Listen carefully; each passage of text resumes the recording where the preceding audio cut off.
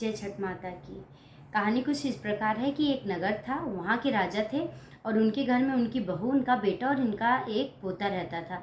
तो उस नगर में बारिश नहीं हो रही थी, बहुत सब परेशान थे कि किस प्रकार बारिश हो, इसके लिए कोई उपाय। तो सभी राजा और सभी नगरवासी मिलके जाते हैं, पंडित जी के पास जाते हैं। पंडित जी से पूछते हैं, पंडित जी बारिश क्यों नहीं हो रही है, इसका क्या कारण है। तो पंडित जी बताते हैं कि आप अगर अपने ज्येष्ठ पुत्र और अपने नाती का बलि देते हो तब बारिश जरूर होगी।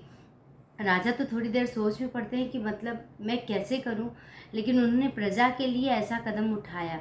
तो उन्होंने फिर अपने घर आते अपनी बहू से बात करते हैं, कहते हैं कि बहू तुम्हारी माँ की तबीयत बहुत ख़राब है, तो एक बार ही जाके तुम देख के आ जाओ। तो बहू कहती है कि आज मैं नहीं जा सकती, आज ललई छठ है, हल छठ है, तो मैं कैसे जाऊँ।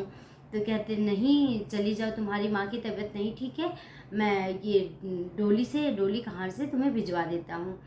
तो जब वो बार बार बोलते हैं लेकिन बेटे को मत ले जाना, तो जब वो बार बार बोलते हैं तो बहू तैयार हो जाती है और चली जाती है। जब बहू वहाँ पहुँचती है अपने मायके, तो देखती है उनकी माँ पूजा कर रही है। तो वो अपनी माँ से कहती है कि अपने मन में ही सोचती है कि माँ तो ठीक है, पर हमारे ससुर जी ने ऐसा क्यों बोला कि तबीयत नहीं ठीक है। तो उन्होंने अपने, क्या मेरे साथ कोई छल हुआ। तो उन्होंने अपनी माँ से बताती हैं कि मेरे ससुर जी ने ऐसा कहे कि मुझे भेजा। तो उनकी माँ बोलती हैं कि तुम्हारे साथ कोई छल हुआ है, इस वजह से तुम्हें यहाँ भेजा।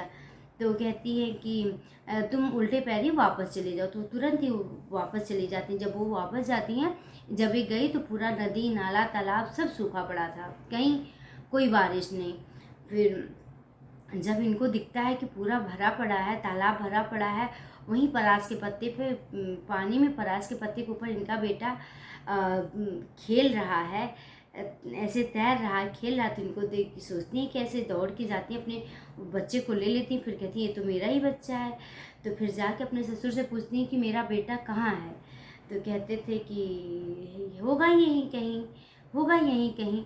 फिर बहू ने अपने ससुर से सारी बातें बताई कि कैसे हमें ये हल छठ के दिन हमें हमारा बेटा मिला और पानी में तैरता हुआ, सब बातें उन्होंने बताई। हे छठ माता, जैसे उनका पूरा करा वैसे सभी बच्चों की रक्षा करना और सबकी गोद भरना।